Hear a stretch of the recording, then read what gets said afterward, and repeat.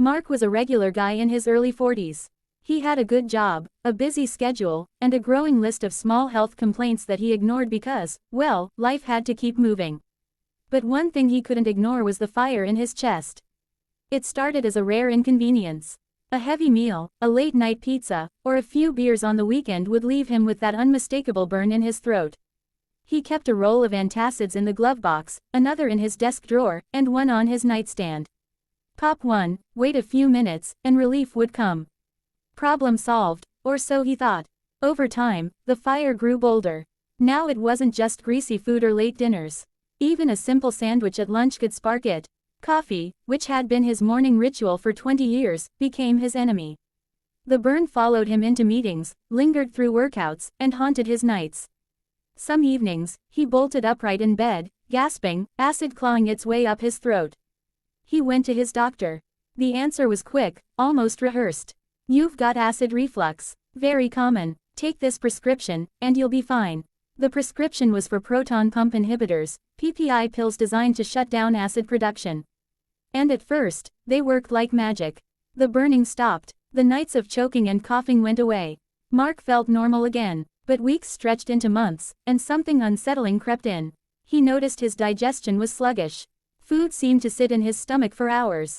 He felt bloated after nearly every meal. He was tired, bone tired, even when he slept a full night. And oddly, the moment he missed a pill, the acid returned with a vengeance, fiercer than ever. That's when doubt began to whisper. What if the pills weren't fixing anything? What if they were making things worse? The hidden truth. Late one night, frustrated and unable to sleep, Mark searched online.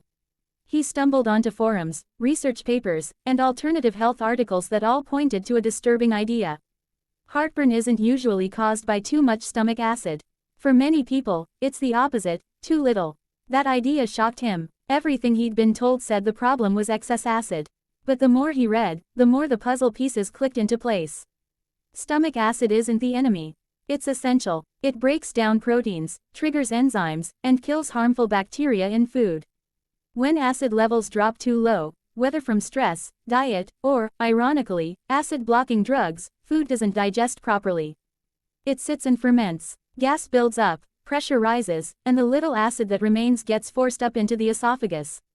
That, Mark realized, explained his life. His symptoms weren't from too much acid but from too little. And the pills he'd been given, they weren't curing anything, they were deepening the problem. The more he researched, the angrier he became. The commercials that showed smiling people eating whatever they wanted, thanks to their little purple pill, suddenly looked sinister. Why hadn't his doctor mentioned the possibility of low acid? Why did no one talk about the long-term dangers of shutting down a system the body relied on?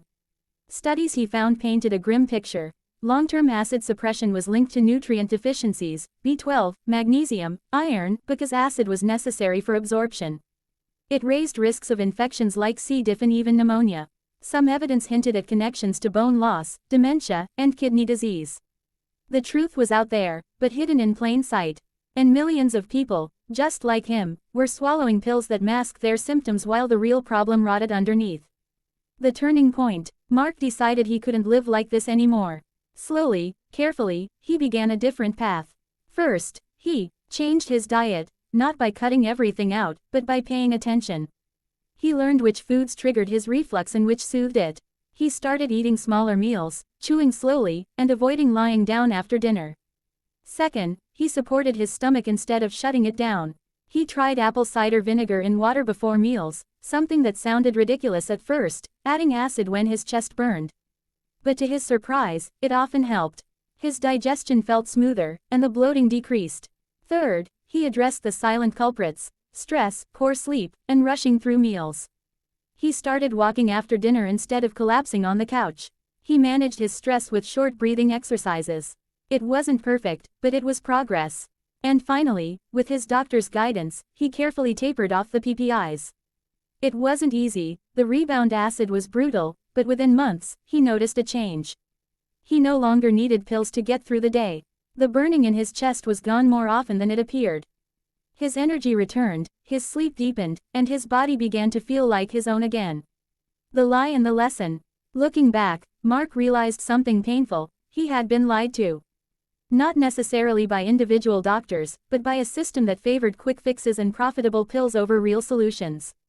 The ads, the slogans, the constant reassurance that heartburn is just too much acid, it was all a half-truth. Yes, acid can burn. But acid is also life. Without it, we cannot digest, cannot absorb, cannot thrive. The real question was never, how do we kill the acid? It was, why is it in the wrong place, and what does the body actually need? That question was never asked because the answer didn't fit neatly into a pill bottle. Today, Mark shares his story with anyone who will listen. He tells friends, coworkers, even strangers at the gym who complain about reflux, don't blindly trust the commercials. Don't silence your body with pills. Ask deeper questions. Look for root causes. Your health depends on it. Because the truth is simple. They are lying to you about heartburn. Not out of malice, but out of profit and convenience. The lie says you can eat whatever you want, ignore the signals, and fix it with a pill. The truth says your body is wiser than that, and it's begging you to listen. Mark almost lost years of his health to that lie. But he chose to dig deeper, to endure the discomfort of the truth, and to reclaim control. And that's the part they never put in the commercials.